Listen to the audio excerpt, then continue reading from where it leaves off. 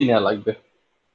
তো আজকে তো হ্যাঁ, আজকে তো সিক্সথ ক্লাস মিডে পড়ে, তো এইট ক্লাসের মধ্যে আসলে একটা সিটি নিতে চাচ্ছি। এইট ক্লাসে, অর্থাৎ মঙ্গলবার। সোমবার কিন্তু একটা মেকআপ আছে বাই দ্য ওয়ে। তো এই মঙ্গলবার সিটিটা একটু যদি শর্ট নোটিসে হয়ে গেছে, বাট সিলেবাসটা মোটামুটি কম থাকবে।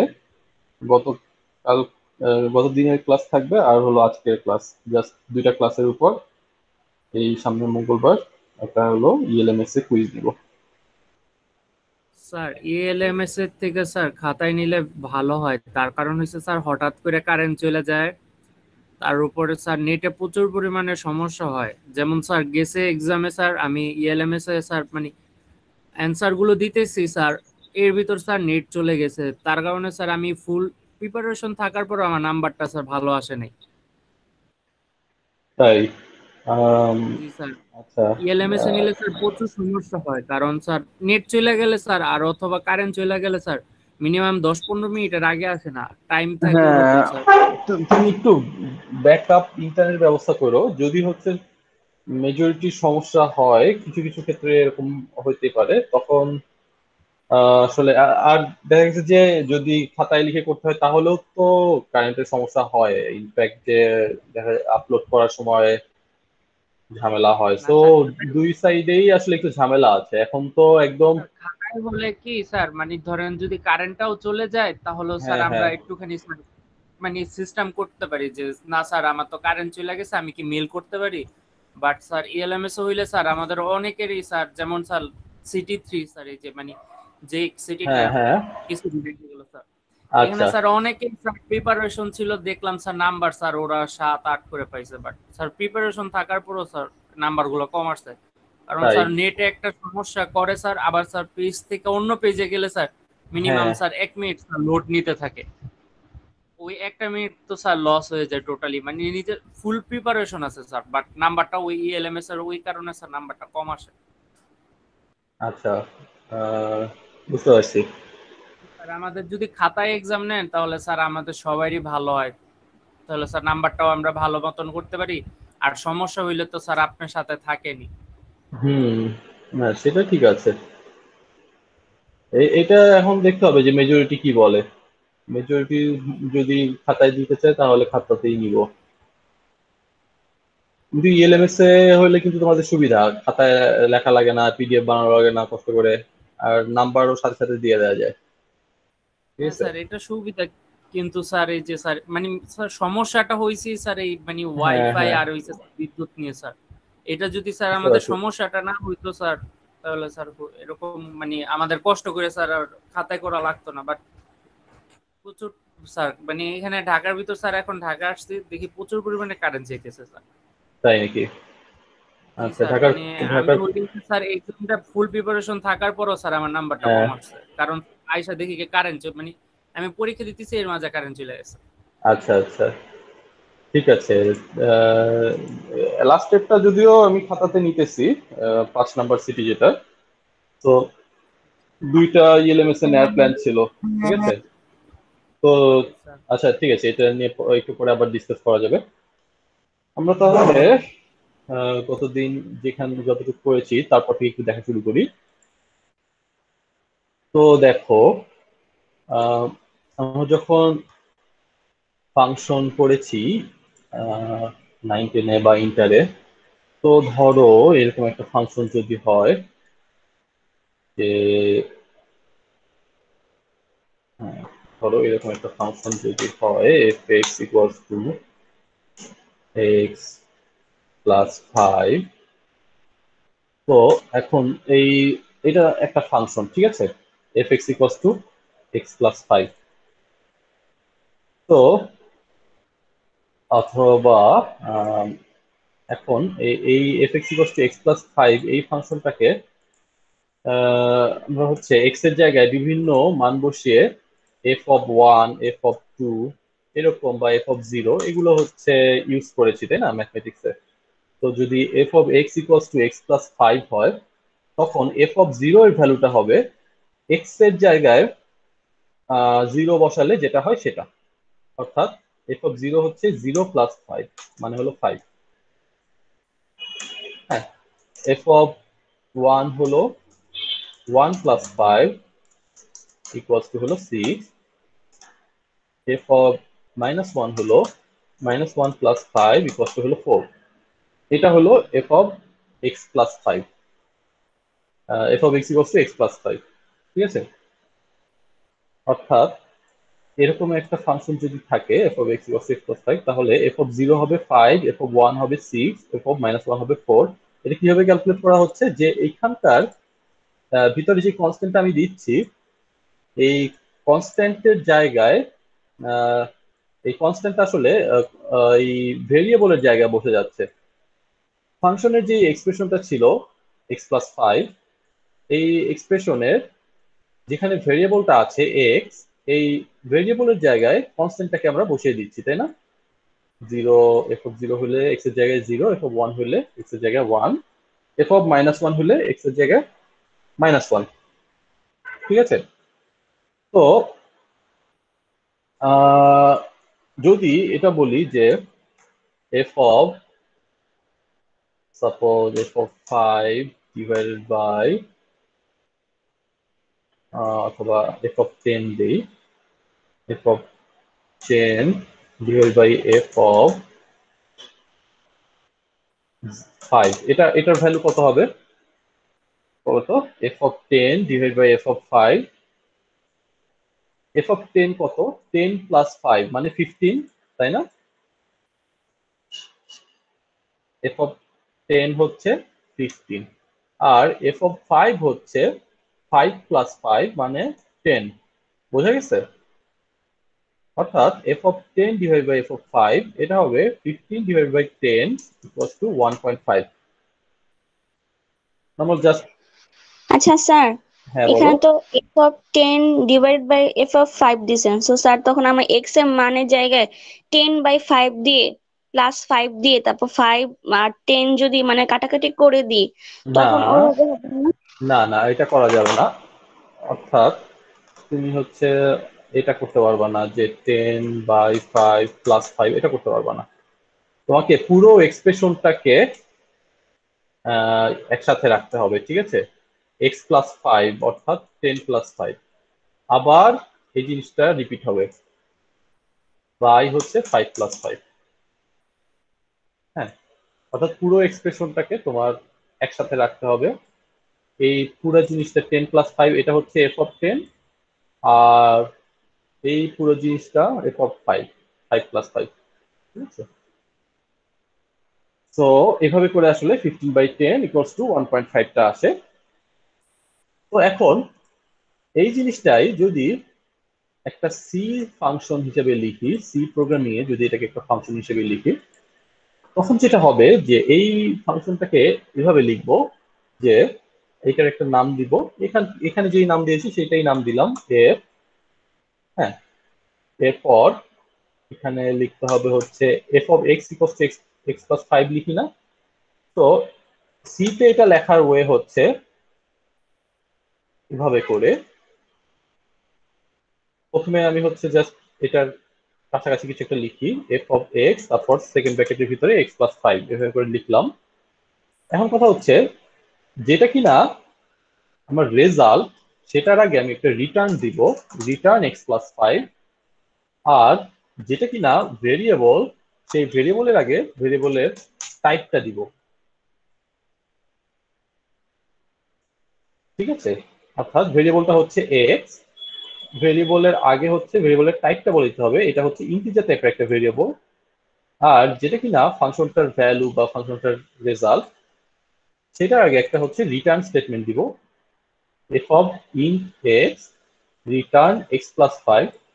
আর সামনে একটা রিটার্ন টাইপ দিতে হবে, কি টাইপের অ্যান্সার রিটার্ন করা হচ্ছে, কি টাইপের রেজাল্ট, কি টাইপের ভ্যালু রিটার্ন করা হচ্ছে, সেটা হলো সামনে বলে দিতে হবে। এটা হলো ইন্টিজার টাইপের। একটা মেইন ফাংশনে যেরকম থাকে ইন্ট মেইন, তারপর কিছু কিছু থাকে, এরপর শেষে গিয়ে রিটার্ন 0 থাকে, এরকম যে কোনো ফাংশনেই একটা রিটার্ন ভ্যালু, আচ্ছা রিটার্ন ভ্যালু করাইতেছি। তো একটা রিটার্ন টাইপ থাকবে মাস্ট, ফাংশনটার নাম থাকবে এখানে যেমন ইন্ট মেইন, এখানে হচ্ছে ইন্ট এফ। এরপর এখানে কিছু প্যারামিটার থাকবে, প্যারেনথেসিসের ভিতরে কিছু প্যারামিটার, যেমন ইন্ট এক্স, এটা হচ্ছে একটা প্যারামিটার। যেমন এই যে এফ অফ এক্স যখন লিখি তখন এই এক্সটা হচ্ছে প্যারামিটার, যে ভেরিয়েবলটা আর কি, যে ভেরিয়েবলটার উপর ফাংশনটা কাজ করবে সেই ভেরিয়েবলটাকে বলা হয় প্যারামিটার। হ্যাঁ, প্যারামিটার, এটার আরেকটা নাম আছে ফর্মাল আর্গুমেন্ট। ঠিক আছে, ফর্মাল আর্গুমেন্ট। এখন এই ভেরিয়েবলটার উপর ফাংশনটা কাজ করবে। তো এফ অফ এক্স ছিল এক্স প্লাস ফাইভ, তো সেই ক্ষেত্রে রিটার্ন করবো হচ্ছে এক্স প্লাস ফাইভ। এটা হলো একটা ফাংশনের রিটার্ন ভ্যালু। হ্যাঁ, এটা হচ্ছে যেই ভ্যালুটা রিটার্ন করা হয় সেটা ফাংশনটার রিটার্ন ভ্যালু। তো এই রিটার্ন ভ্যালুটা যেই টাইপের হবে সেটাই ফাংশনের নামের আগে রিটার্ন টাইপ হিসেবে লিখতে হবে। মেইন ফাংশন রিটার্ন করে ইন্টিজার টাইপের একটা ভ্যালু, তো এটার আগে একটা ইন্ট কিওয়ার্ডটা লেখা হয়, এটাই হচ্ছে মেইন ফাংশনের রিটার্ন টাইপ। ঠিক আছে, এই এফ ফাংশনটা ইন্টিজার রিটার্ন করে, তো এটার ক্ষেত্রে ইন্ট হচ্ছে রিটার্ন টাইপ। এখন এই ফাংশনটাকে তাহলে কল করব কিভাবে? এই ফাংশনটাকে যেমন f0 = 5, f1 = 6। এখন যদি আমি f0 বা f1 বা f অফ -1 এগুলো যদি ক্যালকুলেট করতে যাই তখন কি করতে হবে? তখন মেইন ফাংশন থেকে এই ফাংশনটাকে কল করতে হবে। ফাংশনটাকে কল করার জন্য কি করতে হয়? ফাংশনকে কল করার জন্য এই মেইন ফাংশনের ভিতরে যাকে কল করব তার নাম লিখতে হয় এবং নামের পাশে প্যারেনথেসিস দিয়ে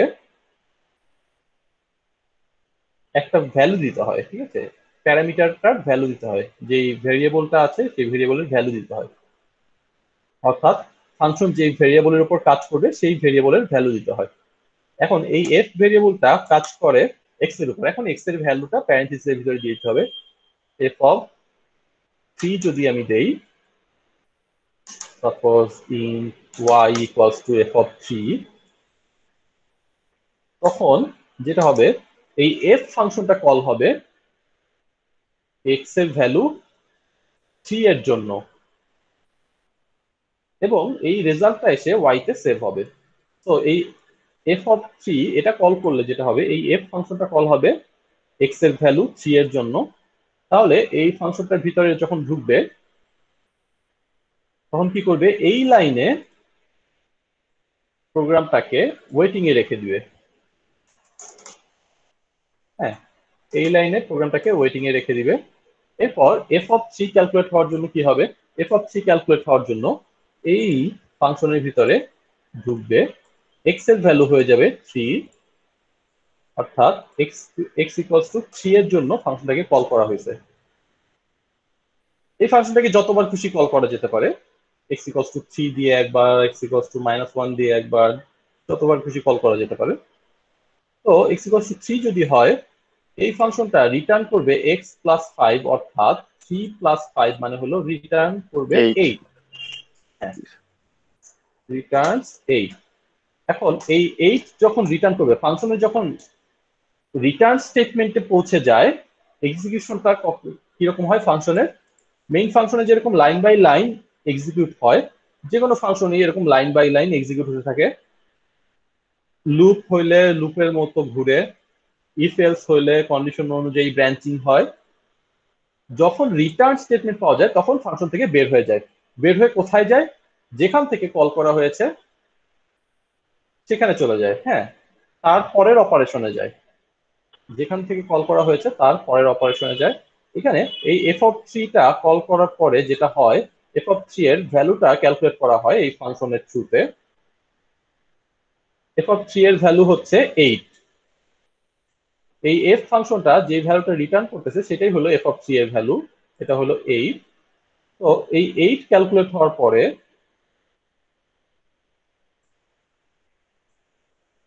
ওয়েটিং শেষ, এখানে রিসিভ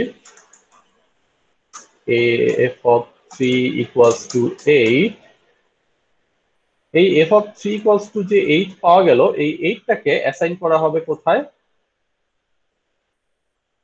এই 8 টাকে অ্যাসাইন করা হবে y স্যার ভেরিয়েবলের ভিতরে, তাই না? তো এই y ভেরিয়েবলের ভিতরে 8 টাকে যখন অ্যাসাইন করা হয়ে গেল, তখন এই y ভেরিয়েবলটাকে যদি আমি প্রিন্ট করে দেই %dy, তখন কি হবে যে এই y এর জায়গায় 8 প্রিন্ট হবে। হ্যাঁ, তো এই ফাংশনটাকে আমি যতবার খুশি কল করতে পারি, যদি এরকম হয় যে int z equals to f of 7 printf %dz, তখন কি হবে? x equals to 7 এর জন্য ফাংশনটা কল হবে। x equals to 7 এর জন্য যদি আবার ফাংশনটা কল হয়, তখন রিটার্ন করবে 7 + 5 = 12। ফাংশনটা যতবার কল হচ্ছে ততবার কিন্তু x এর ভ্যালুটা বলে দিতে হচ্ছে যে x এর ভ্যালু কতর জন্য কল করব। হ্যাঁ, তো সেকেন্ড টাইম রিসিভ করবে, রিসিভ f of 7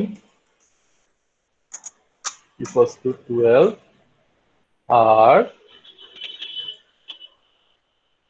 এই 12 টা অ্যাসাইন হয়ে যাবে z এর মধ্যে। এই প্রিন্টএফ কল করার পর প্রিন্ট হবে 12। ওকে, তো এইভাবে করে সি এর একটা ফাংশন লিখতে হয়। তো ম্যাথে যখন ফাংশন লিখেছি, শুধুমাত্র এরকম এক্সপ্রেশন ছাড়াও বিভিন্ন ভাবে ফাংশন লেখা যায়, তাই না?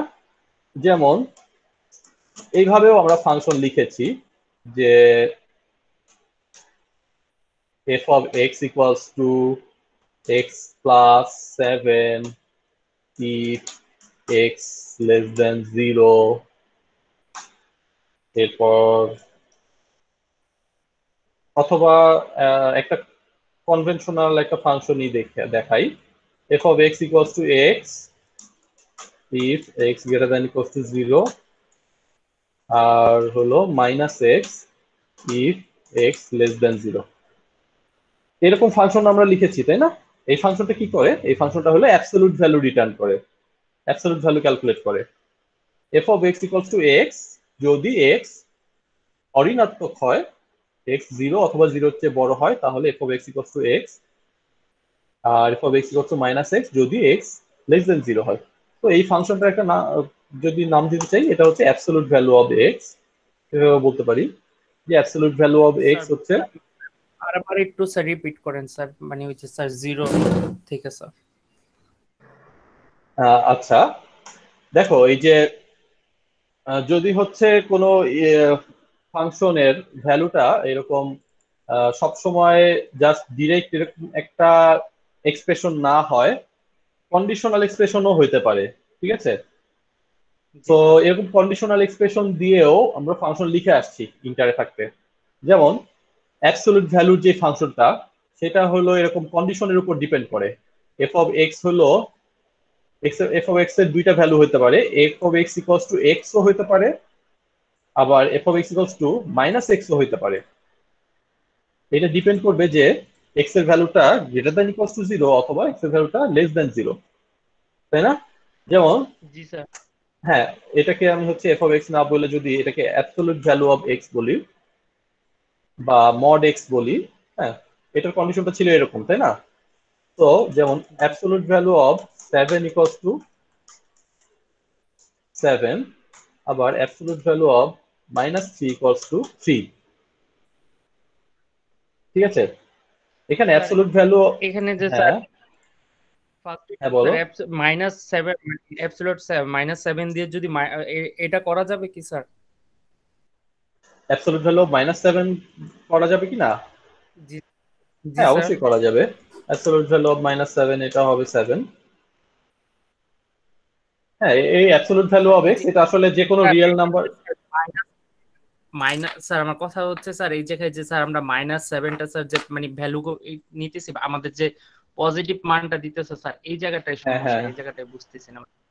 এই জায়গাটাই মানে বুঝতেছো না স্যার তাই না? আমরা হ্যাঁ ধনাত্মক মান দিলাম, ধনাত্মক মানই আমাদের মানটা আসলো, বাট এখানে স্যার আমি হ্যাঁ, ঋণাত্মক মানটা দিতেছি বাট ধনাত্মক মানটা দিতেছে স্যার, এই জায়গাটা একটুখানি স্যার এই সমস্যা। এই জায়গাটা একটুখানি সমস্যা তাই না? দেখো এখানে কন্ডিশনটা হলো যে যদি এক্স লেস দেন 0 হয় তখন হলো অ্যাবসলিউট ভ্যালু অফ এক্সটা হয়ে যায় -x।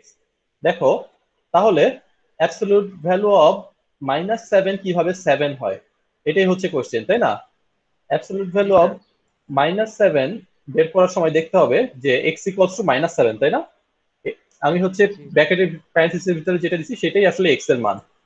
x ইকুয়ালস টু যেহেতু -7, এখন কন্ডিশনটা চেক করা হবে x কি গ্রেটার দ্যান ইকুয়ালস টু 0 নাকি x লেস দ্যান 0। এখানে x আসলে লেস দ্যান 0 তাই না? জি স্যার। x যেহেতু less than 0, so absolute value of x equals to -x বা absolute value of 7 -7 absolute value of x equals to -x তাই না? এখন x এর মান জি কত? স্যার। x এর মান হলো -7, -7। 7 না কিন্তু। তাহলে জি স্যার। অ্যাবসলিউট ভ্যালু অফ -7 হচ্ছে -7 ইকুয়ালস টু হলো +7। x এর ভ্যালু কিন্তু -7, অর্থাৎ অ্যাবসলিউট ভ্যালু অফ -7 হচ্ছে -7। মানে স্যার পাশে মাইনাসটা আসার কারণে স্যার প্লাস স্যার বুঝতে পারছি রাইট স্যার। Right right. তো এখন যদি অ্যাবসলিউট ভ্যালুর একটা ফাংশন লিখতে চাই, হ্যাঁ অ্যাবসলিউট ভ্যালুর একটা ফাংশন যদি লিখতে চাই তখন জিনিসটা এরকম হবে যে সি তে যদি লিখতে চাই আর কি এই ফাংশনটাই, সো তখন হলো ফাংশনটার ভিতরে একটা ইফ এলস আসবে, ঠিক আছে? সো ইন্টিজার দিয়ে লিখি আপাতত অ্যাবসলিউট ইন্ট এক্স। তো এখানে একটা কন্ডিশন চেক করতে হবে, if x greater than equals to 0 return x else return -x।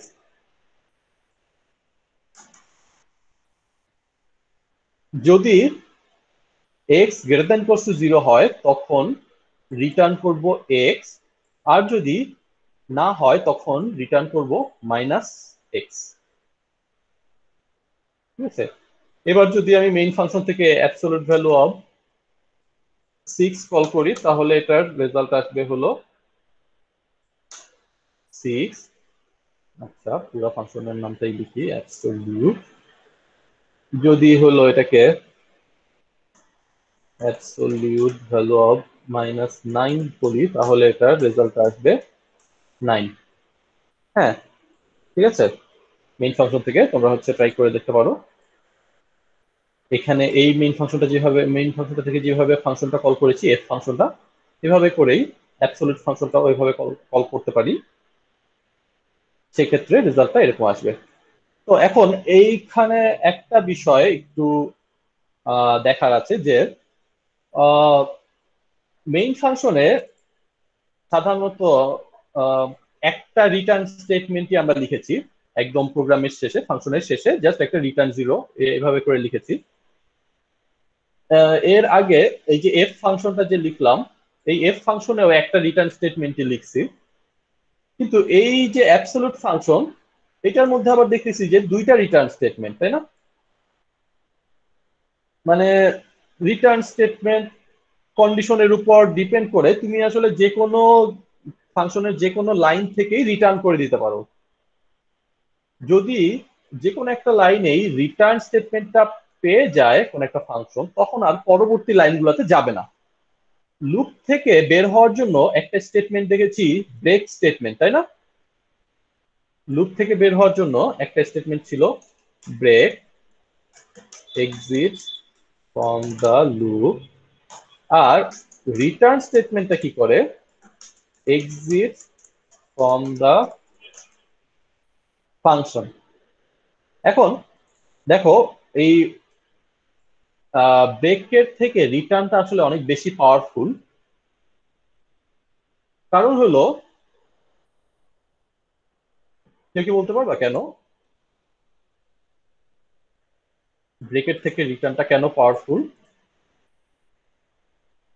রিটার্নটা কি করে এটা কি বুঝতে পারছো? জি স্যার স্যার, রিটার্নটা রিটার্ন কি করে সরাসরি সেটা মানটা বুঝছি। প্রকাশ করে দেয় না স্যার? রিটার্নটা সরাসরি ফাংশন থেকে বের করে দেয়, তাই না? মানটা, হ্যাঁ, জি মানটা স্যার। মানটা রিটার্ন করে দেয়। এরপরে যদি আরো 50টা লাইনও থাকে তাহলে সেই লাইনগুলো আর এক্সিকিউট হবে না। জি স্যার। ঠিক আছে, এই রিটার্ন স্টেটমেন্টটা ব্রেকের থেকে কেন পাওয়ারফুল বলতেছি, কারণ দেখো যদি এরকম কিছু একটা হয় যে একটা ফর লুপ আছে কোন একটা কন্ডিশন, তার মধ্যে আরেকটা ফর লুপ আছে কোন একটা কন্ডিশন, তার মধ্যে একটা ইফ আছে। ব্রেকটা সাধারণত ইফের মধ্যেই দেওয়া হয়, তাই না? ইফের পরে আছে ব্রেক। এবার এখানে আরো কিছু স্টেটমেন্ট আছে, এরপর ফর লুপটা শেষ হলো। যদি এই মোমেন্টে এই ব্রেক স্টেটমেন্টটা পাওয়া যায় তখন কি হবে? এই মোমেন্টে যদি ব্রেক স্টেটমেন্টটা পাওয়া যায় তখন কি এই যে এই লাইনে যাবে নাকি হলো এই লাইনে যাবে? কোন লাইনে যাবে? এটাকে বলতেছি হলো লাইন স্যার এ, এটাকে বলতেছি লাইন বি। স্যার লাইন এতে যাবে। লাইন এতে যাবে। লাইন এতে যদি যায় জি স্যার। তখন কি হবে? লাইন এতে যদি যায় অর্থাৎ এই পয়েন্টে যদি আসে তখন কি এই তখন পরের বি। লুপে তো আবার ঢুকবে, তাই না? এই জি লুপে স্যার। তো তাহলে আবার ঢুকবে। জি মানে স্যার। ভিতরের লুপ থেকে তো বের হয়েছে, জাস্ট বাইরের লুপ থেকে তো বের হয় নাই। না স্যার। তোমার যদি এমন না একটা স্যার। কন্ডিশন তুমি পাও যে একদম তোমার বাইরের লুপ থেকেও বের হয়ে যাওয়া দরকার, এরকম কন্ডিশন তো হইতেই পারে, তাই না?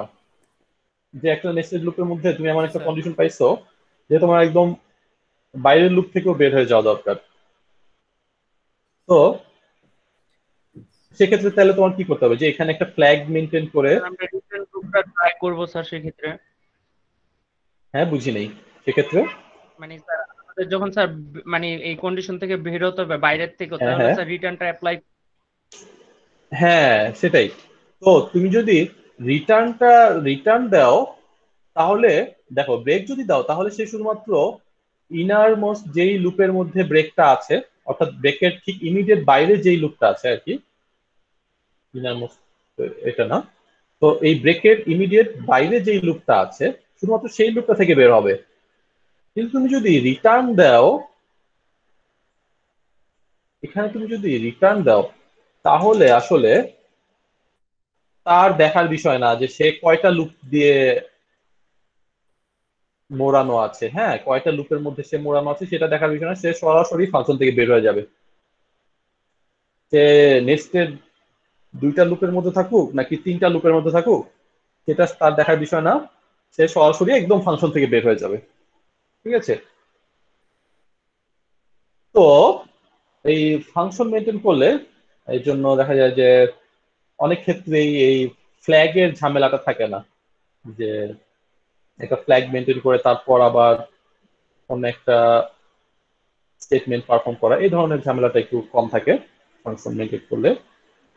সাধারণত এই যে এই ধরনের নেস্টেড লুপের মধ্যে থেকে যদি বের হইতে হয় এসব ক্ষেত্রে ফাংশন ইউজ করাটা, ওয়ান ডি লুপের ক্ষেত্রেও আসলে ফাংশন ইউজ করাটা খুব সুবিধাজনক অনেক ক্ষেত্রেই। হ্যাঁ, বিশেষ করে আরো একটা বিষয়ে ফাংশনটা ইউজ করা সুবিধাজনক যখন কিনা এরকম কয়েকটা কন্ডিশনের উপর বেস করে আগেই রেজাল্ট পেয়ে যাওয়া যায়। এরকম একটা এক্সাম্পল আমরা হচ্ছে এখনই একটু পরেই দেখবো। আমরা দুইটা সহজ এক্সাম্পল দেখবো, তারপর হলো একটা বড় এক্সাম্পল দেখবো। সেই বড় এক্সাম্পলটা দেখলেই তোমাদের কাছে জিনিসটা রিটার্ন স্টেটমেন্টটা ইউজ করার মানে বেনিফিটটা তোমরা বুঝতে পারবা। ওকে, তো এখন আমরা তাহলে আহ, একটা একটা দুইটা হচ্ছে সহজ ফাংশন দেখি। write a function to calculate the area of a triangle, rectangle. তো এখন এই একটা রেক্টেঙ্গেলের এরিয়া যদি বের করতে হয়, তো ফাংশন এর জন্য তোমাকে ইনপুট আর আউটপুট একটু করতে হবে। ইনপুট আর আউটপুটটা প্রথমে ডিসাইড করতে হবে।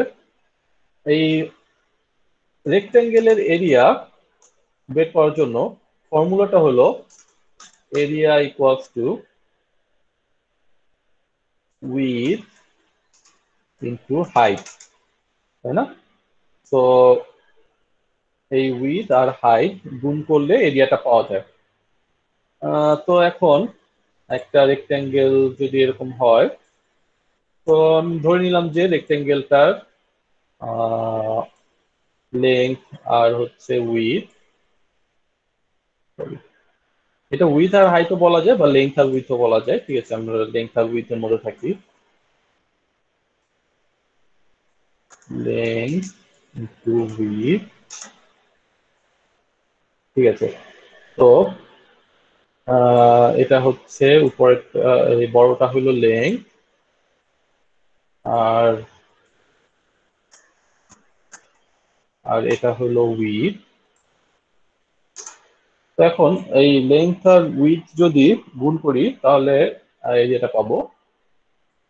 তো এটার ফাংশন যদি এভাবে লিখি যে এরিয়া অফ, এটার দুইটা ইনপুট, এরিয়া ফাংশনটার লেংথ লেংথ আর উইডথকে আমি হচ্ছে এল আর ডাব্লিউ দিয়ে লিখি। এল আমার W equals to L into W, এরকম, তাই না? এরিয়া অফ, এরিয়া ফাংশনটার দুইটা প্যারামিটার এল আর ডাব্লিউ, এটার ভ্যালুটা হচ্ছে equals to L into W. অর্থাৎ কোন একটা রেক্টেঙ্গেলের এরিয়া যদি এরকম হয় 4/3, মানে লেংথ আর উইডথ যদি এরকম হয়, তখন এরিয়াটা হবে 4 ইন্টু 3 ইকুয়ালস টু 12। যদি এরিয়া হয় লেংথ আর উইডথ হয় 10 আর 4, তখন হবে 10 ইন্টু 4 মানে 40, এরকম। তো এটাকে আমি হচ্ছে ইন্টিজার দিয়ে লিখতেছি। ইন্টিজার দিয়ে যদি লিখি, আমি যদি ইন্টিজার দিয়ে লিখি, আই হোপ তোমার ফ্লোট দিয়েও লিখতে পারবা। এটাকে ইন্টিজার দিয়ে লিখতেছি, পরেরটাকে ফ্লোট দিয়ে লিখবো। তো এরিয়া ফাংশনটার জন্য তাহলে রেজাল্টটা হবে ইন্টিজার, ফাংশনের নাম হলো এরিয়া, হ্যাঁ,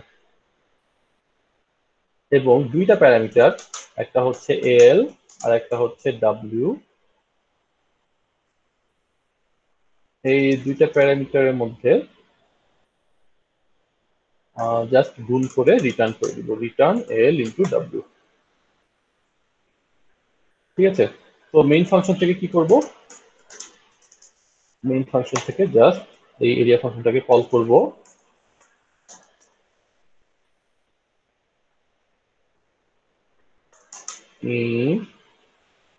A equals to area 74 printf %b a। হ্যাঁ, তো এই এরিয়া যদি এভাবে করে প্রিন্ট করি, তখন 7 আর 4 দিয়ে কল করলাম, তখন রেজাল্টটা কত আসবে? এর ভ্যালু যদি প্রিন্ট করি, এখানে কত প্রিন্ট হবে বলো? 28, রাইট, এখানে 28 প্রিন্ট হবে, তাই না?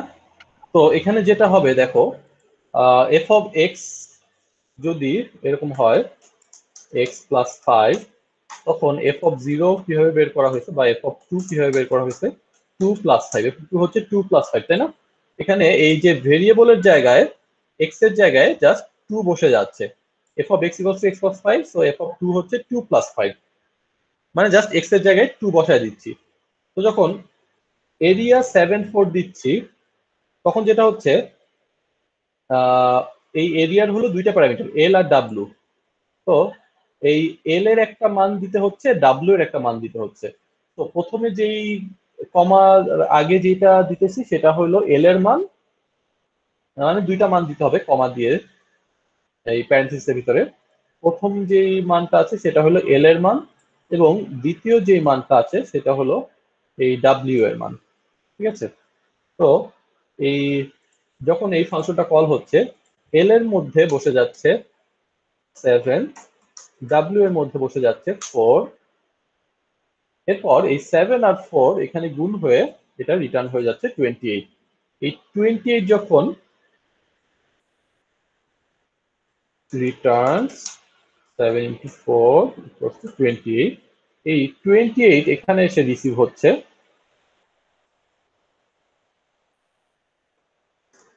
receives 28, এই 28 হলো এর মধ্যে অ্যাসাইন হয়ে যাচ্ছে। ঠিক আছে? তো এই ফাংশনটা আমরা একটু রান করে দেখি কি হয়।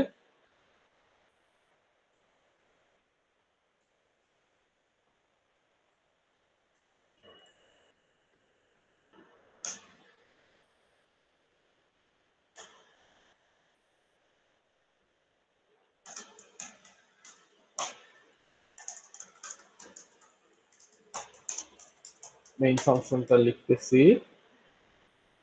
এর আগে হলো এরিয়া ফাংশনটা লিখবো, int area int l int w, just return l into w, int a equals to area 74 int a percent b a। So এখানে দেখতে পাচ্ছি যে 28 আসছে। এই সেম ফাংশনটাকেই আবার এক্স আর ওয়াই এর ভ্যালু, এখানে এক্স আর ওয়াই না, এখানে এল আর ডাব্লিউ, এল আর ডাব্লিউ এর ভ্যালু যদি চেঞ্জ করে আবার কল করি, a2 equals to area 11 3, মানে যতবার খুশি প্রয়োজন মতো এই এরিয়া ফাংশনটাকে কল করে এই কাজটা আমরা করে নিতে পারি। ঠিক আছে? রিটার্ন 0 দিয়ে দিলাম শেষে একটা। এবার হলো 11 আর 3 দিয়ে কল হচ্ছে, সুতরাং এবার আসবে রেজাল্টটা 33। প্রথমবার 28 আসছে, পরের বার 33। ওকে, তো এবার তাহলে পরবর্তী প্রোগ্রামটা দেখি যে now write a function to calculate the area of a circle. আচ্ছা, রেকর্ডিং তো হচ্ছে নাকি? হ্যাঁ, এরিয়া অফ আ সার্কেল। তো সার্কেলের জন্য ফর্মুলাটা কি? সার্কেলের ফর্মুলাটা হলো area equals to pi R square, তাই না? অর্থাৎ পাই ইন্টু আর ইন্টু আর। তো area of R equals to pi into R into R, এটা হলো সার্কেলের ফর্মুলা, এরিয়ার ফর্মুলা পাই আর স্কোয়ার। সো কোডে যদি লিখি সেটা হয়ে যাবে পাই আর আর। তো এটাকে এখন যদি ইনপুট আউটপুট যদি আলাদা করতে চাই, ঠিক আছে, এটা হচ্ছে সার্কেলের এরিয়ার জন্য আমি হচ্ছে ফ্লোট ইউজ করব, যেহেতু পাই আছে তো আমি একটু ফ্লোটটা ইউজ করব। আর রেডিয়াসটাকেও আমি ফ্লোট দিয়ে দিলাম, ফ্লোট আর। ঠিক আছে? তো রেডিয়াসটা 0.5ও হইতে পারে, 1ও হইতে পারে, 1.5ও হইতে পারে। তো যেটা করব, রিটার্ন এম পাই দিয়ে দেই into R into r, main float a equals to area। প্রথমে দেখবো যে 1.0, 1 রেডিয়াসের একটা সার্কেলের জন্য এরিয়া কত হয়। ঠিক আছে। আচ্ছা, এমপাইটাকে আনডিক্লেয়ার করতেছে। আমরা তো ম্যাথ ডট এইচ নাকি এটা?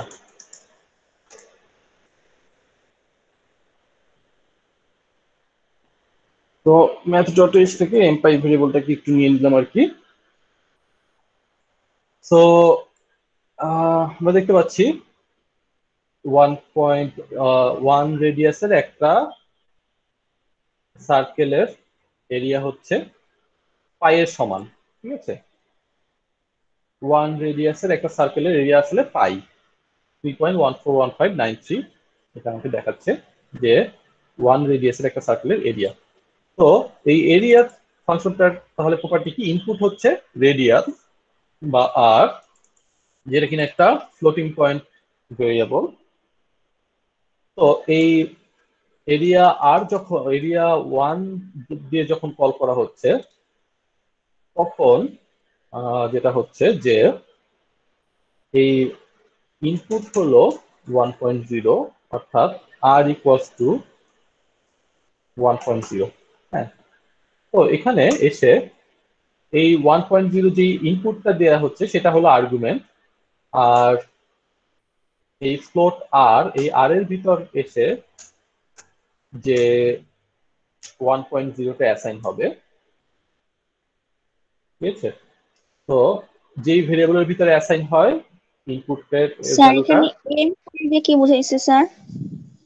বুঝি নাই কোনটা দিয়ে। ওই যে স্যার রিটার্ন এম পাই, এটা কি বুঝাইছে স্যার? পাই আর স্কোয়ার না শুধু সূত্র? তাহলে এম পাই দিয়ে কি বুঝাইছে? ও আচ্ছা, এম পাই মানে পাই আর কি। এম পাই একটা কনস্ট্যান্ট। ঠিক আছে, মানে পাই এর জন্য একটা ম্যাক্রো, মানে ধরো ওই যে ডিফাইন দিয়ে আমরা বিভিন্ন জিনিস করি না, ডিক্লেয়ার করি না। তো তুমি যদি হচ্ছে এটা না করতে চাও, তুমি জাস্ট এম পাই যদি না লিখতে চাও, তুমি জাস্ট এখানে 3.1416 লিখে দিতে পারো। হ্যাঁ, একই কথা। এখানে পাই তো আমরা যদি সরাসরি এভাবে করে পাই লিখি তাহলে তো হবে না, কজ জাস্ট পাই তো আগে তোমার ডিক্লেয়ার করা লাগবে, তাই না? তো তুমি আইদার যেটা করতে পারো, পাইয়ের জায়গায় পাইয়ের মান বসাই দিতে পারো 3.1416। ঠিক আছে, অথবা হলো এই ম্যাথ ডট এইচ এর মধ্যে, ম্যাথ ডট এইচ যে হেডার ফাইল, এটার মধ্যে তুমি চিন্তা করতে পারো যে একটা ভেরিয়েবল আছে যেটার মধ্যে পাইয়ের মানটা সেট করা আছে। আসলে ভেরিয়েবল না, বাট তুমি মনে করতে পারো যে এটা একটা ভেরিয়েবল এন পাই। হ্যাঁ, এন পাই এর মধ্যে পাইয়ের মানটা আছে। তো এটা আসলে পাই আর স্কোয়ার। তো এই আর হচ্ছে প্যারামিটার যে কিনা ইনপুটের ভ্যালুটা রিসিভ করবে। তো পাই আর স্কোয়ার, অর্থাৎ পাই ইন্টু আর এইভাবে করে এই সার্কেলের এরিয়াটা ক্যালকুলেট করা হচ্ছে।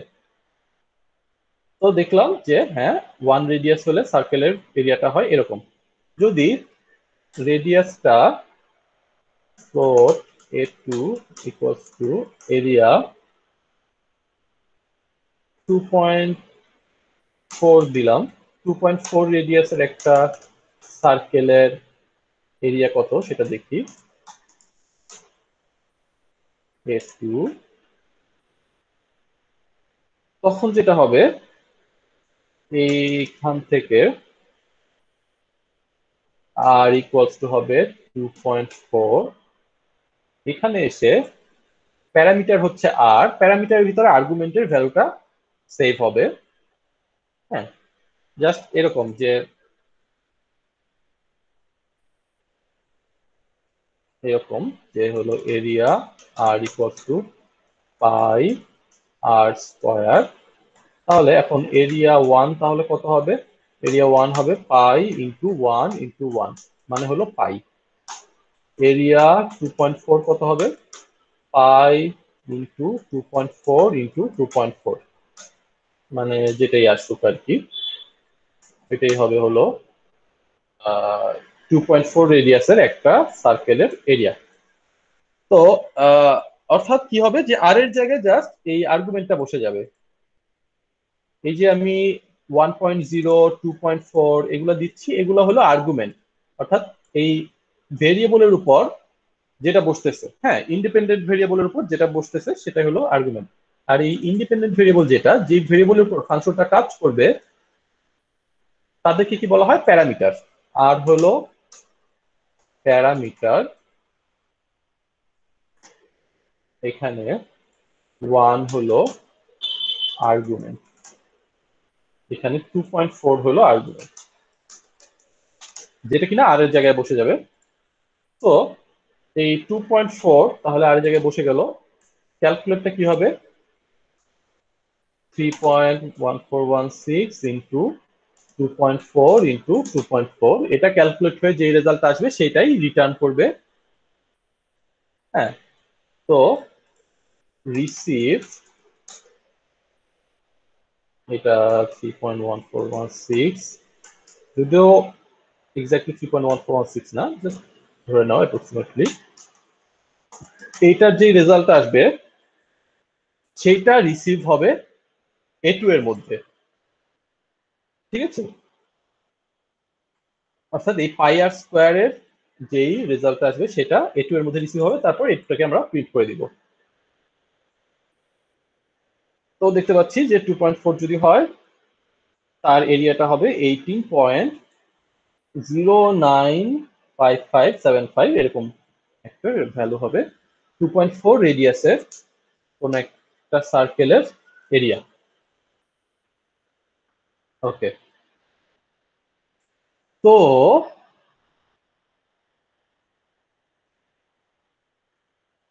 ঠিক আছে, এরিয়া পর্যন্তই আমরা থাকি। যদি কিনা পেরিমিটার বের করতে হয় বা সার্কেলের সারকামফারেন্স বের করতে হয়, তখন আমরা করতে পারবো যে 2πr, ঠিক আছে? পেরিমিটারই নাম দিই আপাতত, বা সারকামফারেন্স যেটাই বলি।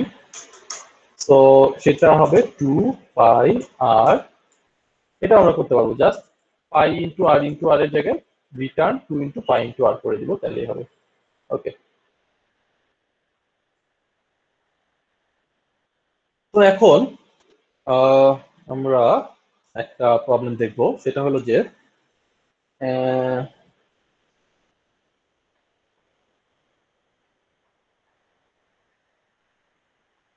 আচ্ছা, প্রাইম নাম্বার বের করার একটা ফাংশন দেখব। প্রাইম নাম্বার বের করার একটা প্রবলেম ক্লাসে দেখিয়েছিলাম। তোমাদের ক্লাসে প্রাইম দেখিয়েছিলাম নাকি পারফেক্ট নাম্বার দেখিয়েছিলাম খেয়াল নাই। তো প্রাইম নাম্বার জিনিসটা কিভাবে বের করা হয়, যে যদি কিনা কোন একটা নাম্বার, যেমন 2, 3, 5, 7, 11, 13, 17, 19, 23, 29, 31, 37, তো যদি কোন একটা নাম্বার এমন হয় যে তার শুধুমাত্র দুইটা উৎপাদক, তখন সেটাকে একটা প্রাইম নাম্বার স্যার বলা প্রাইম হয়। হ্যাঁ, দেখাইছিলেন একবার, দেখাই নাই না? দেখাইছিলেন। জি দেখাইছিলাম স্যার তাই না? দেখাইছিলেন। জি হ্যাঁ, স্যার। তো প্রাইম নাম্বারের ক্ষেত্রে একটা মানে সূত্র দেখিয়েছিলাম যে কয়টা উৎপাদক সেটা বের করতে হয়, তারপর যে উৎপাদকের কাউন্টটা ইকুয়াল ইকুয়াল 2 যদি হয়, তখন আমরা বলেছিলাম যে সেটা প্রাইম। তো জিনিসটা অনেকটা এরকম ছিল যে ফর আই ইকুয়ালস টু 2, না সরি, কি হবে দেখিয়েছিলাম আমার খেয়াল নাই। I less than equals to N I plus plus, যদি হলো if n mod I equal 0 count plus plus, এবং লাস্টে গিয়ে if count equal 2, তখন বলেছিলাম যে প্রাইম, এরকম ছিল সম্ভবত। জি স্যার। হ্যাঁ, আর এলস প্রাইম না। আচ্ছা, এই প্রোগ্রামটার সমস্যা কি কেউ বলতে পারবা? এইভাবে যে প্রোগ্রামটা দেখাইছি, এই প্রোগ্রামটার একটা সমস্যা আছে। সমস্যা হলো যে যতটুকু দরকার তার চেয়ে বেশি টাইম নিবে এই প্রোগ্রামটা। হ্যাঁ, তো দেখো, আমি বলছি যে একটা প্রোগ্রাম যদি এমন হয় যে দুইটা প্রাইম, দুইটা উৎপাদক যদি হয় তখন সেটা প্রাইম। এখন দুইটার চেয়ে যদি বেশি উৎপাদক হয়ে যায় তাহলে তো সেটা আর প্রাইম থাকবে না, তাই না? দুইটার চেয়ে বেশি উৎপাদক যদি হয়ে যায় তাহলে তো আর সেটা প্রাইম থাকবে না। এখন ধরো একটা নাম্বারের স্যার 10টা উৎপাদক আছে। এখন একদম 10তম উৎপাদক পর্যন্ত উৎপাদক বের করার কি কোনো দরকার আছে? ইনফ্যাক্ট একটা নাম্বার যদি প্রাইম হয় তাহলে যেই দুইটা উৎপাদক হবে, একটা হবে n আর একটা হবে 1। একটা হবে n আর একটা হবে 1। হ্যাঁ, কেউ একজন একটা কোশ্চেন করতে চাইছিলাম মনে হয়।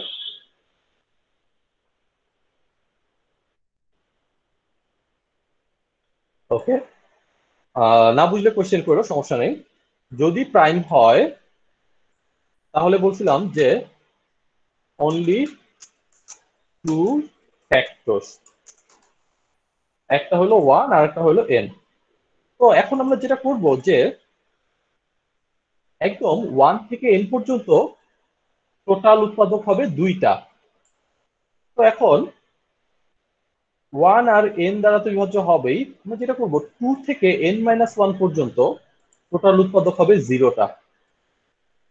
0 ফ্যাক্টরস বিটুইন 2 and n-1। আমরা যেটা করব এই 0 থেকে 2 থেকে n-1 এর মধ্যে একটাও ফ্যাক্টর যদি পাওয়া যায় তখনই লুপ থেকে বের হয়ে যাব, ব্রেক করে দিব।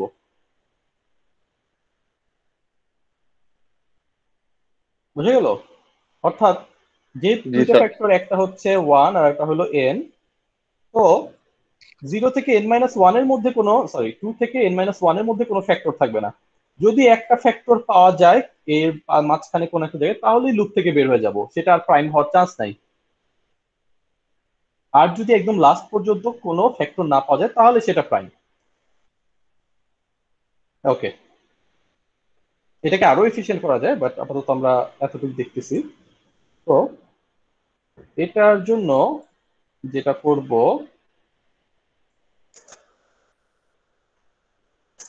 প্রাইম 1 একটা দেই, ইনক্লুড stdio.h main।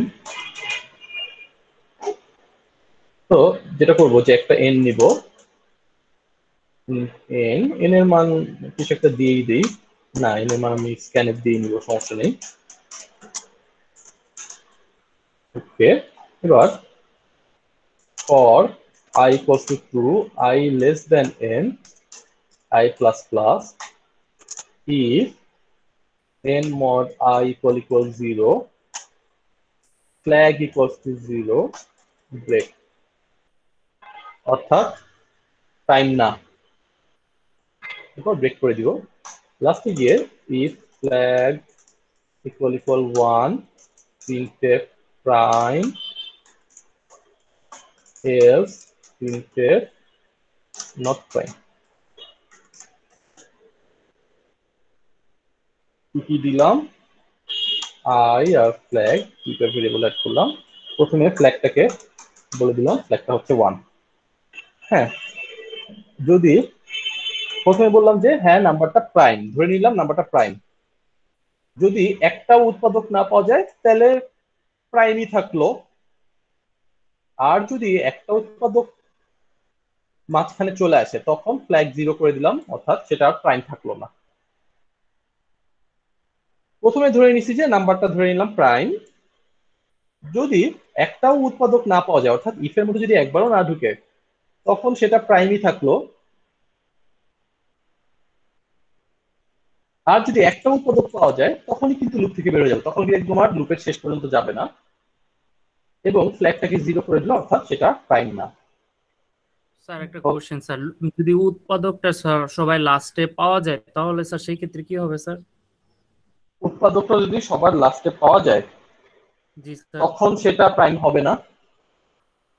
একদম n-1 এ গিয়ে যদি উৎপাদক পাওয়া যায় তখন আর সেটা প্রাইম হবে না।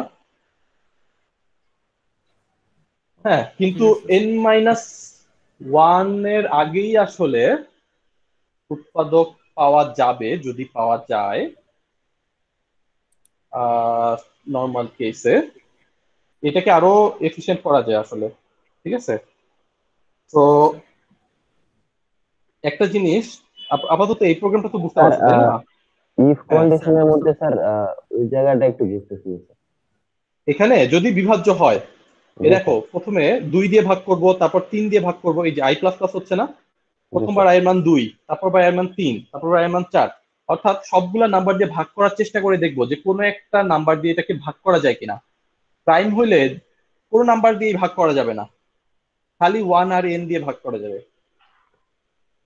তো 2 দিয়ে যদি ভাগ হয়ে যায় তাহলে সেটা প্রাইম না, 3 দিয়ে যদি ভাগ হয়ে যায় সেটা প্রাইম না। বুঝছি স্যার, বুঝছি স্যার। এটাই আর কি। জি স্যার। ওকে। স্যার স্যার যদি 1 থেকে যদি n পর্যন্ত নিই তখন স্যার? তখন তো 1 দ্বারা তো ভাগ হবেই, যে কোনো নাম্বারই তো 1 দ্বারা ভাগ হবে। তাহলে তো তখন তো ইফের মধ্যে বারবারই ঢুকতেছে তাই না, যে কোনো নাম্বারের জন্য। সো 1 দিয়ে শুরু করা যাবে না, কারণ স্যার ওয়ান এখানে ওয়ান দিয়ে তো যে কোনো নাম্বারই বিভাজ্য, ওইটা তো ভাগ করলে তাহলে তো সবসময় ট্রু হবে। হ্যাঁ, স্যার এখানে ফ্ল্যাগ দিছেন কেন স্যার? ফ্ল্যাগ দিয়ে, কজ আমার লুপ থেকে বের হওয়ার পরে তো আমার জানতে হবে যে লুপ থেকে কিভাবে বের হয়েছে।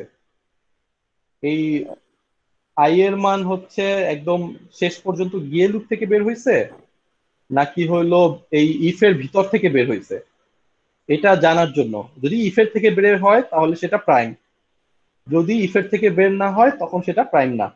তো তাহলে ফ্ল্যাগটা কি হিসাবে কাজ করতেছে? ফ্ল্যাগ 1 মানে সেটা প্রাইম, ফ্ল্যাগ 0 মানে সেটা প্রাইম না। আহ, আহ, ওকে, ঠিক আছে।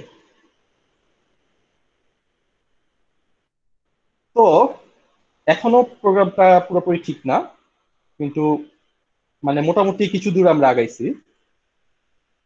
হ্যাঁ, তো এখন আমরা দেখি যে নাম্বারটা কাজ করে কিনা। আমি হচ্ছে প্রাইমের লিস্টটা বের করি। এটা যদি হলো 2 হয় তখন বলতেছে প্রাইম। ঠিক আছে, এটাকেও ডান দিকে নিয়ে যাই। যদি দেখে কি বারবার টেনে ডান না লাগবে, 3 হয় তাহলে বলতেছে প্রাইম। যদি 4 হয় তখন বলতেছে প্রাইম না। ঠিক আছে, 5 হলে প্রাইম হবে। ঠিক আছে, 7 হলে প্রাইম হবে। ঠিক আছে, 8 হলে প্রাইম হবে না, নট প্রাইম। হ্যাঁ, তার মানে কাজ করতেছে জিনিসটা। যদি 31 হয় প্রাইম, 33 হলে নট প্রাইম। হ্যাঁ, ঠিক আছে, কজ 33 হলো 3 দ্বারা এবং 11 দ্বারা বিভাজ্য, তো 33 আসলে প্রাইম না। তো এই প্রোগ্রামটার একটা প্রবলেম আছে, মানে রানিং টাইম রিলেটেড একটা প্রবলেম তো আছেই, এছাড়াও মানে প্রোগ্রামটাতে এররও আছে, একটা ভুলও আছে। যদি এখানে 1 দেই তখন সে আমাকে বলবে প্রাইম, কিন্তু 1 আসলে প্রাইম না। তো এই 1 এর কেসটা একটু আলাদাভাবে হ্যান্ডেল করা লাগবে। হ্যাঁ, এই কেসটা যদি হলো এরকম হয় যে এন এর মান যদি 1 হয় তখন এটাকে প্রাইম ক্যান বলতেছে, কজ সেটা তখন এই লুপের মধ্যেই ঢুকতেছে না। ফ্ল্যাগ ইকুয়ালস টু 1, অর্থাৎ শুরুতে যে প্রাইম ধরে নিছি সেই প্রাইমের ধরে নেওয়া অনুযায়ী সেটাকে প্রাইম বলতেছে। তো আমাদের কন্ডিশন অনুযায়ী 2, 3, 5, 7 এগুলা প্রাইম, কজ এগুলা 2টা করে উৎপাদক। 1 এর মাত্র একটাই উৎপাদক, 1 ইকুয়ালস টু 1 ইন্টু 1 যদি বলি, আলটিমেটলি একটাই উৎপাদক। তো 1 আসলে প্রাইম না। তো এখানে যেটা করব, ফ্ল্যাগ ইকুয়ালস টু শুরুতেই 1 দিব না, একটা কন্ডিশন চেক করে দিব। ইফ n ইকুয়াল ইকুয়াল 1 তাহলে flag equals 0, else flag equals 1। এখন যদিও এই প্রাইম নাম্বারের ডেফিনিশনটা ন্যাচারাল নাম্বারের জন্য প্রযোজ্য, এখন যদি তুমি জিরোকেও ইনক্লুড করতে যাও তাহলে সেটাকেও আসলে ওয়ান এর সাথে দিয়ে দিতে হবে, বাট আমরা আপাতত ধরে নিই যে ওয়ান থেকে যে কোনো নাম্বার ইনপুট হতে পারে। তো যদি এটা ওয়ান হয় তাহলে সেটা প্রাইম হবে, এটা আলাদাভাবে উপরে হ্যান্ডেল করে নিলাম। যদি n ইকুয়াল ইকুয়াল ওয়ান হয় তাহলে ফ্ল্যাগ ইকুয়াল টু জিরো, অর্থাৎ প্রাইম না, আগেই বলে দিলাম প্রাইম না। যদি না হয় তাহলে ফ্ল্যাগ ইকুয়াল টু ওয়ান, তাহলে ধরে নিলাম যে এটাকে প্রাইম। যদি না হয় তাহলে লুপের মধ্যে থেকে সেটার রেজাল্টটা, অ্যাকচুয়াল রেজাল্টটা চলে আসবে। তো এখন যদি টু দেই প্রাইম, ওয়ান দেই নট প্রাইম, ঠিক আছে। অর্থাৎ ওয়ানের কেসটা আবার আলাদাভাবে হ্যান্ডেল করা লাগলো। তো এবার যেটা করব, এখানে যে এন পর্যন্ত গেছি, এন পর্যন্ত কি যাওয়ার দরকার আছে আসলেই? আমরা একটা নাম্বারের ফ্যাক্টর গুলা দেখি। পর্যন্ত গেলেই হবে, কত পর্যন্ত? n এর হাফ। এন এর হাফ পর্যন্ত গেলে হবে, হ্যাঁ সেটাও একটা ইমপ্রুভমেন্ট হবে, বাট এন এর হাফ পর্যন্ত আসলে যাওয়ার দরকার নাই। 60 এটার ফ্যাক্টর গুলা হচ্ছে 1 2 3 4 5 6, 6 এর পর 10 12 15 20 30 60। হ্যাঁ দেখো, এন এর হাফ পর্যন্ত যদি যাই, 30 থেকে 60 এর আগ পর্যন্ত কোনো ফ্যাক্টর কিন্তু থাকা সম্ভব না, তাই না? কজ 30 এর পর বড় যারা নাম্বার গুলো আছে, 31 32, যেহেতু দুই অ্যাটলিস্ট মানে যদি অর্ধেকের বড় কোনো নাম্বার দিয়ে ভাগ করা হয়, হ্যাঁ তাহলে অবশ্যই 1 পয়েন্ট সামথিং আসবে, তাই না? 60/31, 60/30 হলো 2, 60/60 হলো 1। তার মানে এপাশে যদি 31 32 33 যাই থাকুক না কেন, এটা আসলে 1 পয়েন্ট সামথিং হবে। অর্থাৎ 31 থেকে 59 এর মধ্যে যারা আছে তারা কখনোই 60 দ্বারা, সরি, তারা কখনোই, তাদের দ্বারা কখনোই 60 বিভাজ্য হবে না। n/2 এর চেয়ে বড় যেই নাম্বারগুলো আছে সেগুলো দ্বারা n কখনোই বিভাজ্য হবে না, তাই না? 31 32 আপ টু 59 এই নাম্বারগুলো দ্বারা 60 কখনোই বিভাজ্য হবে না। সুতরাং আমরা যদি n/2 পর্যন্ত যাই তাহলে আসলে হচ্ছে, n/2 পর্যন্ত যদি যাই তাহলেই এটা কারেক্টলি প্রাইম নাম্বারটাকে বের করতে পারবে। এটা আসলে তখন আর লেস দেন n/2 হবে না, তখন এটা লেস দেন ইকুয়াল n/2 করতে হবে, ঠিক আছে? লেস দেন ইকুয়াল টু না করলে কি সমস্যা? দেখো একটা এক্সাম্পল দিয়ে দেখাই, দেখি কাজ করে কিনা। 4 কে সে প্রাইম বানায় দিবে যদি লেস দেন ইকুয়াল না দিই। কারণ কি, 2 দিয়ে তো 4 ভাগ যায়, অন্তত 2 পর্যন্ত তো যাইতে হবে। 2 এর আগেই যদি বাদ দিয়ে দিই তাহলে তো হবে না। যদি লেস দেন দাও, 4 এর অর্ধেক হলো 2, 2 এর আগেই সে লুপ থেকে বের হয়ে যাইতেছে, অন্তত 2 দিয়ে চেক করে তারপর লুপ থেকে বের হইতে হবে, ঠিক আছে? তো এটা আসলে লেস দেন ইকুয়াল n/2 দিলে তাহলে ঠিক আছে। যদি 4 দিয়ে চেক করি নট প্রাইম, যদি 31 দিয়ে চেক করি প্রাইম, যদি 60 দিয়ে চেক করি নট প্রাইম।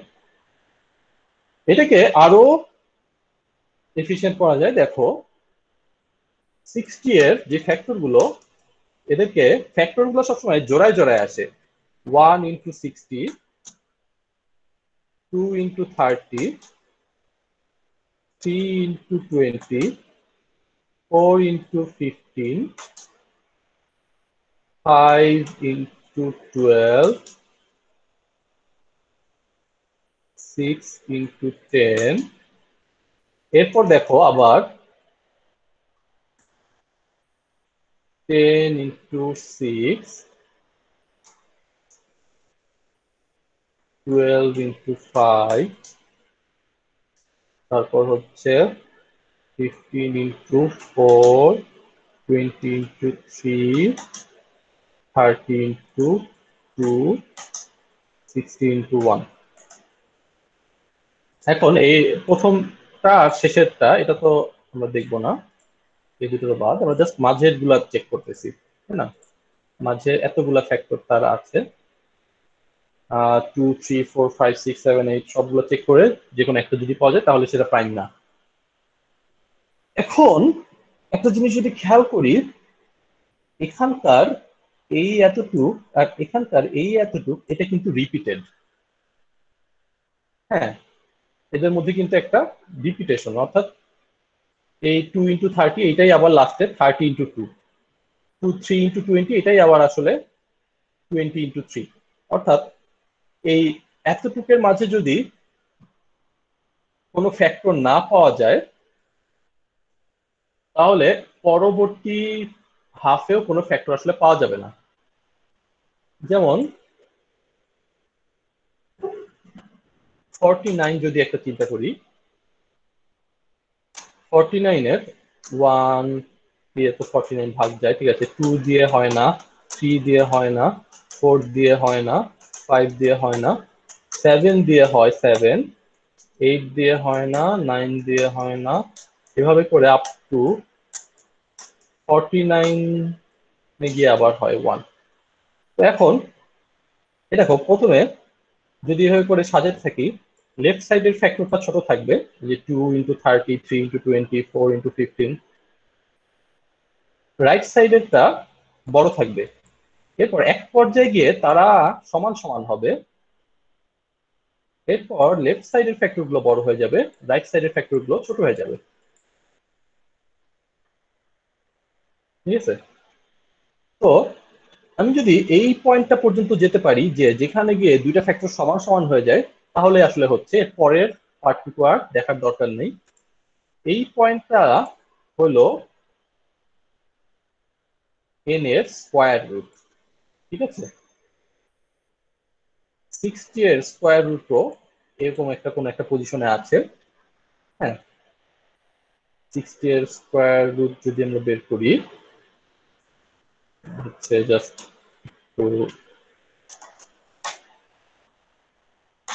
রিপ্লেস করে দিলাম, 8 include math.8 printf %f sqrt 60.0 যদি রান করি তাহলে দেখো যে 7.745, অর্থাৎ এই 6 এর একটু পরেই আছে হলো 7.745 ইন্টু 7.745। সুতরাং যদি এই 7.745 এর আগে যে নাম্বারটা আছে সেটা হলো 7, এটার পরে যে নাম্বারটা আছে সেটা হলো 8। তো যদি আমরা হলো এই 8 এর পর্যন্ত চলে যাই, তার মানে আসলে এটার এত দূর পর্যন্ত যদি ফ্যাক্টর না পাওয়া যায়, কোন একটা নাম্বারের স্কোয়ার রুট পার হওয়ার পর যদি আর ফ্যাক্টর না পাওয়া যায়, তার মানে আসলে সেটার আর ফ্যাক্টর পাওয়া সম্ভব না। কজ স্কোয়ার রুটের পরে যেই ফ্যাক্টর গুলো আসে সেগুলো আসলে উপরের গুলারই রিপিটেশন, স্কোয়ার রুটের আগে যেই প্যাটার্নটা থাকবে সেটার রিপিটেশনটাই স্কোয়ার রুটের পরে থাকবে। সুতরাং স্কোয়ার রুট পার হওয়ার পরে আসলে আর সার্চ করার দরকার নেই, স্কোয়ার রুট পর্যন্ত সার্চ করলেই হচ্ছে। তো যেমন 49 এর ক্ষেত্রে স্কোয়ার রুটে গিয়ে আমরা পেয়েছি 7, সুতরাং এটা প্রাইম না, নট প্রাইম। এখন যদি এরকম হয় যে 23 এর স্কোয়ার রুটটা কত দেখি, 23 এর হচ্ছে 4.795, অর্থাৎ 2 দিয়ে ভাগ যায় না, 3 দিয়ে ভাগ যায় না, 4 দিয়ে ভাগ যায় না। এরপর আর দেখার দরকার নেই, এরপরে আছে স্কোয়ার রুট 4.795 5 ইন্টু 4.795, কিন্তু আনফরচুনেটলি স্কোয়ার রুটটা পূর্ণ সংখ্যা না, সুতরাং এটাকে আমরা ফ্যাক্টর ধরতে পারবো না। স্কোয়ার রুটের আগে যেহেতু পাওয়া যায় নাই, সুতরাং স্কোয়ার রুটের পরেও আসলে পাওয়ার কোনো সম্ভাবনা নাই। এরপর যদি আমি 23 পর্যন্ত আবার খালি চেক করতে থাকি, অথবা 23 এর হাফ পর্যন্ত যদি চেক করি 11 পর্যন্ত, সেটা আসলে ওয়েস্ট অফ টাইম হবে। স্কোয়ার রুট পর্যন্ত যদি না পাওয়া যায়, এরপর আসলে আর চেক করার দরকার নেই। তো আমরা যেটা করব,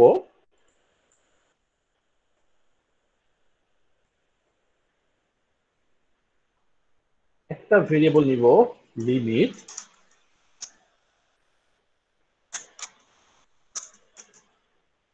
math.8, এই লিমিটটাকে স্কোয়ার রুট অফ n এরপর i less than equals to limit.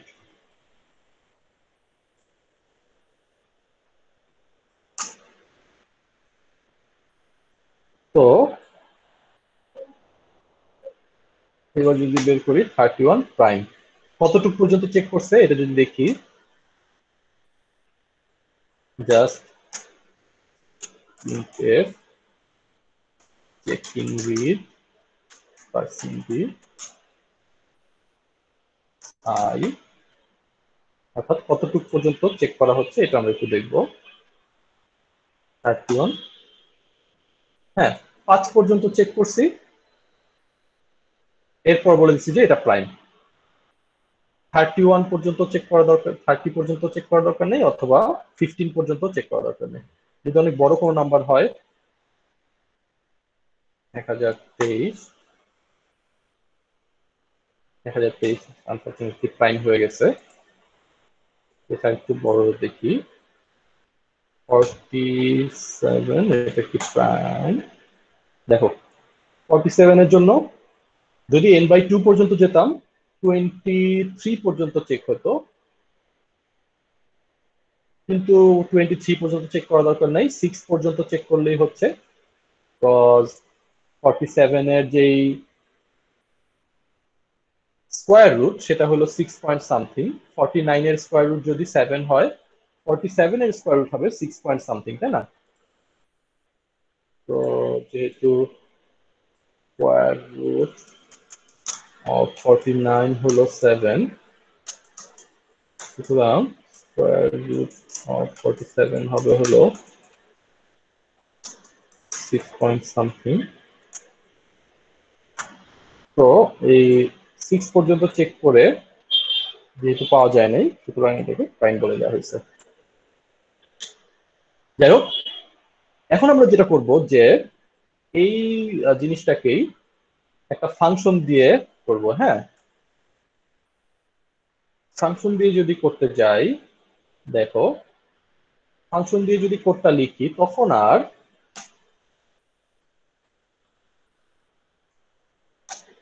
Function দিয়ে কোডটা লিখলে তখন আর এসব ফ্ল্যাগ ফ্ল্যাগ লাগবে না।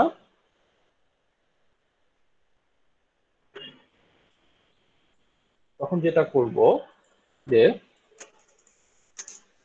pdio.h include math.h, আগে মেইন ফাংশনটা লিখি, মেইন ফাংশনটার ভিতরে একটা n নিব, জাস্ট scanf %d, এবার if is prime একটা ফাংশন লিখবো, ঠিক আছে? The function is prime n, তাহলে printf করব %d is prime n, else printf %d is not prime।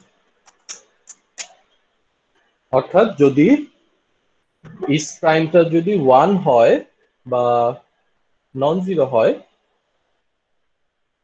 ধরে নি 1, তখন আমরা প্রিন্ট করব যে হ্যাঁ নাম্বারটা প্রাইম, আর না হলে প্রিন্ট করব না নাম্বারটা প্রাইম না। সো ফাংশনটা কিরকম হবে, in is prime in an, N হচ্ছে প্যারামিটার, ইন আই, আর একটা লাগবে জাস্ট লিমিট। এবার if n equal equal 1, n যদি 1 হয় সাথে সাথে আমি রিটার্ন করে দিব, পরের লাইনে আর যাওয়ারই দরকার নাই, রিটার্ন হচ্ছে 0, নাম্বারটা প্রাইম না। ফর, আচ্ছা লিমিটটা বের করে নেই, limit equals to sqrt of n for I equals to 2, I less than equals to limit I plus plus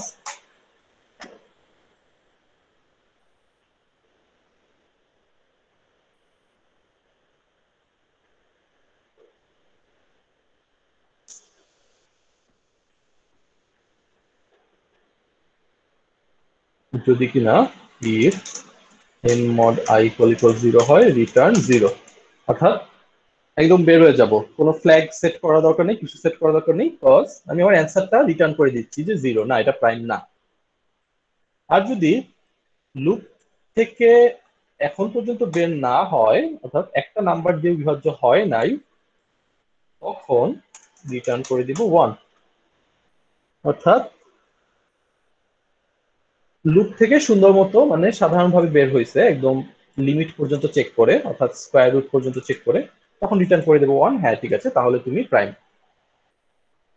তো দেখো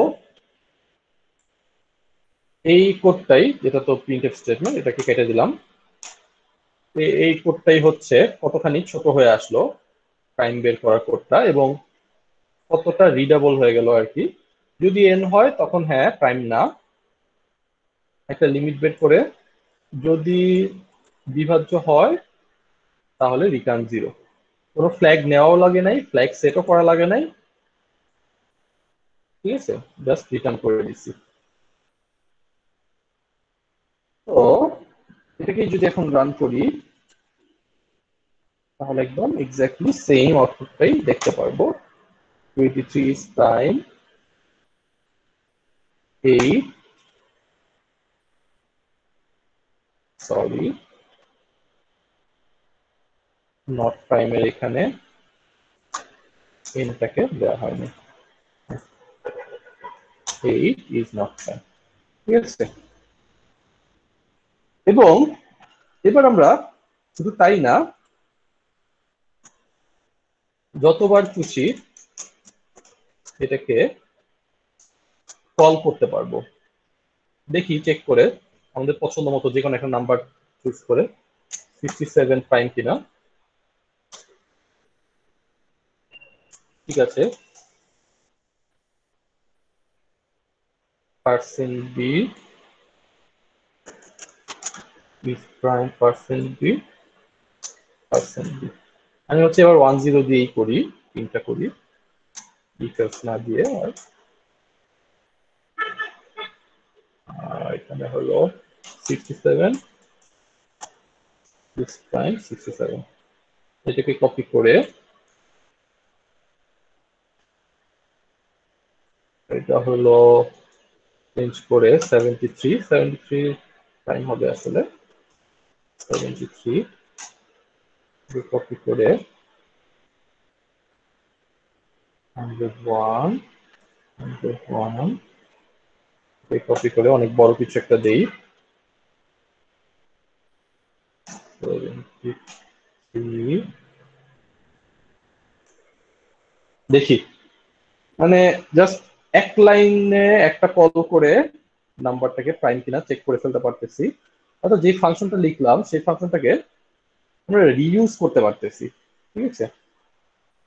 তো দেখি প্রথমে একটা নাম্বারকে জাস্ট একটু দিতে হবে ইনপুট, ওকে দিলাম 41, 41 প্রাইম,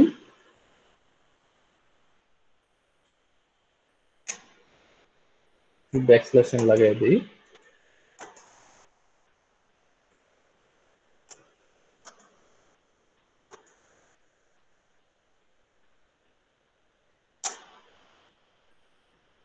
ওকে, 67 আমরা দেখতে পাচ্ছি প্রাইম, 73 আমরা দেখতে পাচ্ছি হ্যাঁ প্রাইম, 101 ও প্রাইম, 1073 এটা প্রাইম না। তো ফাংশন লেখার কারণে খুবই সহজে বের করতে পারতেছি, যে কোনো ইনপুট চেঞ্জ করে আউটপুটটা জেনারেট করতে পারতেছি আমরা সহজেই। তো এখানে ইস প্রাইম একটা ইন্টিজার রিটার্ন করতেছে 1 অথবা 0, মানে জাস্ট ট্রু ফলস এর সাবস্টিটিউট হিসেবে আমরা 1 0 ইউজ করতেছি, এবং এই সেই 1 অথবা 0 সেটা এই পার্সেন্ট ডি এর এখানে বসে যাচ্ছে, ঠিক আছে। ইস প্রাইম এর ভ্যালু যেরকম এভাবে করে আমরা সেট করতে পারতাম, int a equals to is prime 77, এরকম কোনো ইন্টিজারের ভিতরে সেভ না করে সরাসরি পার্সেন্টেজ দিয়েও প্রিন্ট করে দিতে পারি। ওকে,